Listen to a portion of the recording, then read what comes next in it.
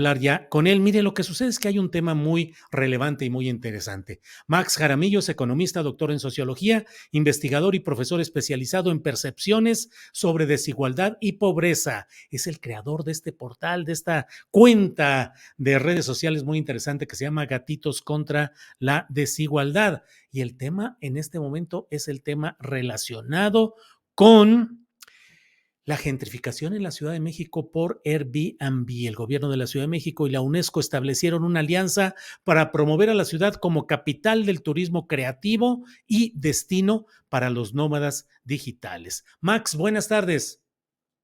Buenas tardes, Julio. Muchas gracias por la invitación y la verdad es que seguimos mucho el programa desde quienes estamos detrás de Gatitos contra la Desigualdad. Entonces, un gusto poder platicar contigo y con tu audiencia de estos temas, tal cual de la crisis de la vivienda que vemos que para los jóvenes es muy claro y no hay forma de ignorarlo. Entonces, muchas gracias por la invitación. Al contrario, Máximo. De entrada, por favor, danos el contexto. El gobierno de la Ciudad de México y Airbnb llegaron a un acuerdo. ¿En qué sentido? Pues lo curioso es que el acuerdo que dicen el gobierno de la Ciudad de México es tal cual para incentivar que estas personas que son extranjeras y que trabajan de manera remota, que se les conoce ahora como nómadas digitales, sobre todo personas extranjeras de países de ingresos altos normalmente, pues digamos, vengan a la Ciudad de México, elijan la Ciudad de México como uno de sus destinos y que aquí, pues, digamos, vivan, aunque estén trabajando en justo de manera remota y de cierta manera haga una derrama económica en la Ciudad de México, ¿no? Digamos, lo que ha sido muy criticado al respecto es que pues no se han mencionado de cierta manera políticas de vivienda para tratar de atender este tema de la falta de asequibilidad de vivienda, es decir, de que las personas, sobre todo las personas más jóvenes, no están pudiendo comprar una vivienda en la Ciudad de México.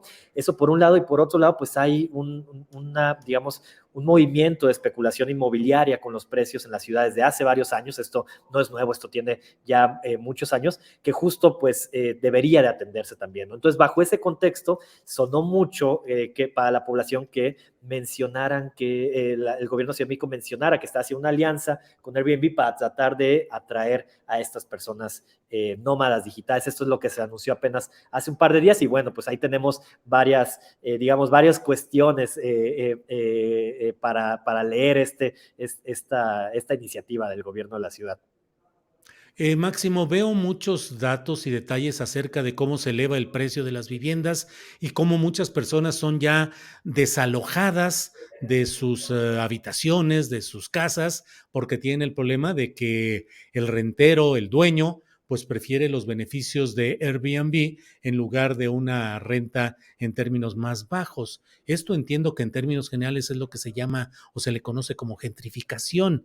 No sé si es el término exacto, pero en el fondo, el gran problema es que pareciera que de pronto la Ciudad de México, con todo lo que tiene y que es de todos, pues pareciera estar siendo encaminada a que ahora sea disfrutable y manejable por personas. Y aquí hay que tener mucho cuidado. Tuve incluso el cuidado en el título de esta presentación de no Sí. mencionar lo de extranjeros. No es una cuestión de xenofobia, es una cuestión de ver cuál es el interés de quienes ya están asentados en una ciudad y que hubiera una regulación interesante y bien hecha para quienes deseen llegar hasta estos lugares, Máximo.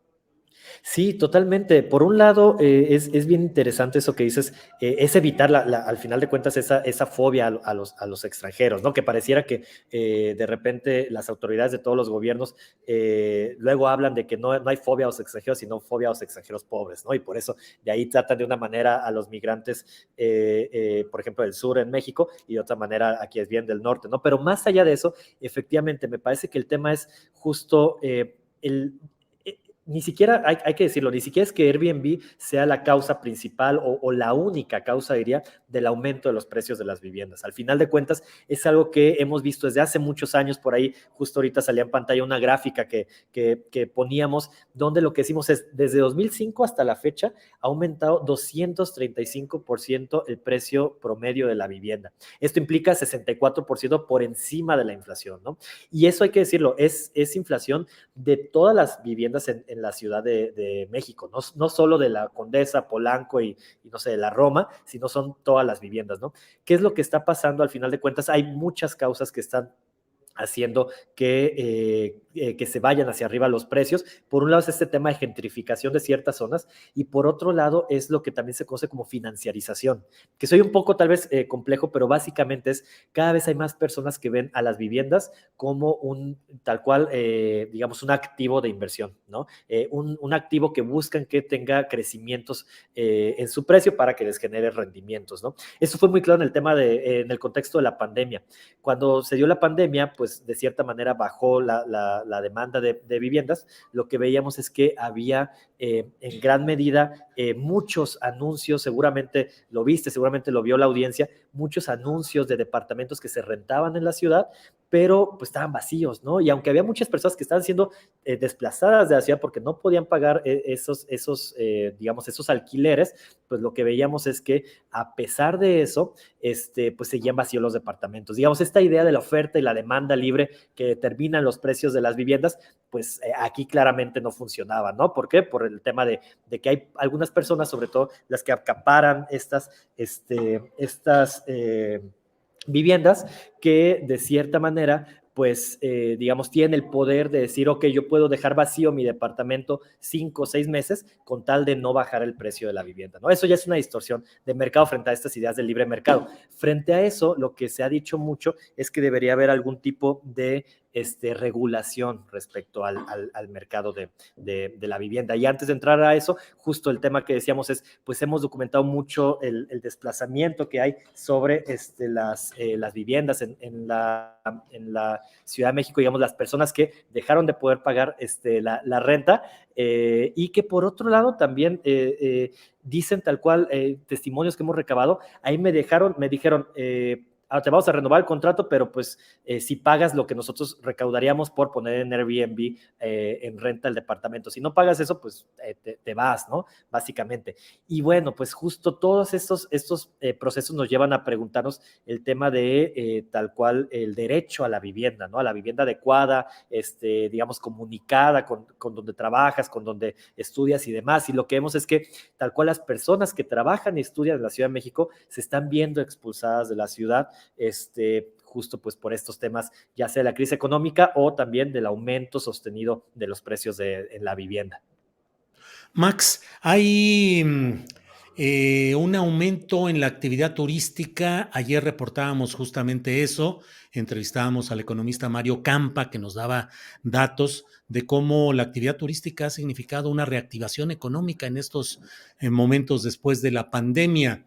En la Ciudad de México hay una enorme presencia cada vez más de visitantes extranjeros e insisto, ni remotamente se trata aquí de que adoptemos una actitud xenofóbica o de rechazo a los visitantes y a los extranjeros, al contrario, pero sí sucede que de pronto el ambiente comercial se encarece, que lo que eran las gorditas de a cierto precio ahora están más caras, que en algunos lugares privilegian la llegada de quien lleva o bien dinero extranjero, divisas, o bien que va a consumir sin mucho problema por los precios porque el cambio de su moneda le permite tranquilamente pagar lo que sea aquí. Hay quienes dicen en la Roma y en la Condesa, pero no solo ahí, ya se escucha más hablar inglés que español y hay mucho extranjero en las calles. ¿Cómo conciliar la necesidad de reactivación económica con la defensa de la cultura y de la vida comunal en una ciudad como la Ciudad de México? Sí, la verdad lo estás planteando perfectamente, Julio. O sea, al final de cuentas, el turismo genera derrama económica, ¿no? Y eso es algo que gobiernos durante décadas en México han promovido. El tema es quién se queda con esa derrama económica, ¿no? Me parece que es muy importante y quién se ve beneficiado. Al final de cuentas, se puede esparcir, distribuir de muchas maneras, pero sobre todo este tipo de turismo, pues digamos, no es que justo en la conferencia cuando se presentaba esta propuesta de alianza con Airbnb, se hablaba de este caso de alguien que se queda en Xochimilco y que consume en Xochimilco local y demás, ¿no? No necesariamente es ni siquiera el caso más común, ni siquiera, digamos, este tipo de rama económica que llegue a los estratos más bajos. Y eso es por un lado. Por otro lado, como bien dices, el tema de conservar digamos, experiencias de la ciudad o estas culturas que hay en la ciudad, evitando el desplazamiento, es algo que se ha visto a nivel mundial como algo muy importante.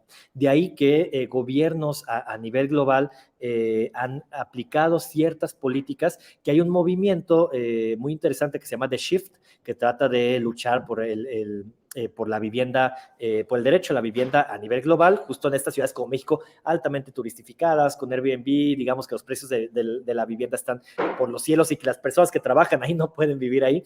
Y lo que han hecho es distintas, digamos, regulaciones al tema, al mercado, al tema de Airbnb, al mercado de la vivienda, que convivan también con el turismo, ¿no? Y que permitan que haya un turismo sostenible, ¿no? En ese sentido, lo que dicen es, o lo que han aplicado de cierta manera en distintos gobiernos, y lo que dice esta propuesta de The Shift es tal cual tener cuidados, ciertos cuidados, por ejemplo, limitar el uso de las viviendas de rentas de corto plazo. ¿Por qué? Porque existen los hoteles, ¿no? Y básicamente tienen regulaciones y tributaciones sumamente distintas. Dicen limitar en la medida de lo posible, sobre todo también pedirles, si las empresas como Airbnb trabajan en la ciudad, pedirles que compartan sus datos, algo con lo que se hacen muchos cálculos por parte de las secretarías de turismo en México, es que los hoteles comparten sus datos, pero Airbnb no estamos seguros de cuántos datos comparte con el gobierno. Por otro lado, también evitar que digamos que Airbnb entre de manera desregulada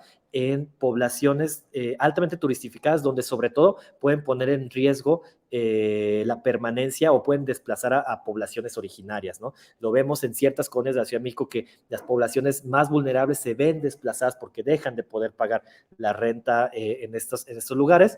Y bueno, pues al final de cuentas también algo bien importante es que la vivienda nueva que se construya no esté dedicada justo a Airbnb. Y con esto me salgo de Guadalajara, de Ciudad de México. En Guadalajara vemos algo muy similar. En Guadalajara hay un proyecto de repoblar el centro histórico, donde varios de esos departamentos, pues básicamente que proponen hacer, son de 30 metros cuadrados, básicamente pensados, y ahora ya los anuncian en venta para Airbnb, ¿no? Para poderse en renta en Airbnb. Entonces, son muchas las políticas que pueden hacer los gobiernos para tratar de llevar un mejor equilibrio entre sí fomentar la parte turística, pero también pues fomentar el derecho a la vivienda de su ciudadanía, ¿no?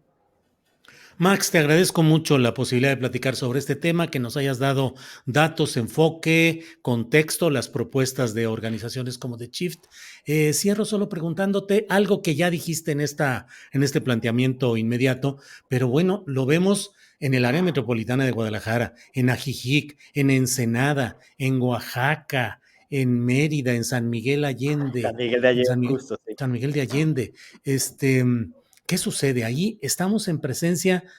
¿Qué riesgos se tienen con tanta presencia de este turismo en lo general, comprando, adquiriendo mediante fideicomisos propiedades en México? Y por otra parte, ahora con esto los nómadas digitales, Max. Pues justo me parece que es algo común en México, porque en México estamos acostumbrados a pensar que el tema del acceso a la vivienda es algo totalmente individual. Entonces, si tú puedes pagar una vivienda, muy bien; si no puedes pagar, nos dicen en los comentarios de respuesta al hilo de Twitter de ayer, pues que se vayan a otro lado, ¿no? Entonces, así de fácil. Entonces, a lo que voy con esto es que es algo que pasa en todo el país, porque justo hay una ciudadanía que permite de cierta manera, o que justifica, legitima este tipo de movimientos por parte de los grandes Ujú. capitales que están acaparando el tema de la vivienda. Entonces, creo que justo empezar a hablar más de estos temas como un derecho a la vivienda puede generar que haya pues más exigencia a los gobiernos para mejores políticas de vivienda y de regulación de la vivienda. Bien, pues Max, te agradezco mucho la posibilidad de platicar, que siga adelante Gatitos contra la Desigualdad, atentos a su trabajo, que además aquí en el chat muchas personas están celebrando el que estén aquí y celebrando su Muchas trabajo, gracias. así es que muchas gracias, Max. Gracias por la invitación. Aquí estamos cuando gusten, y un saludo a la audiencia. Gracias.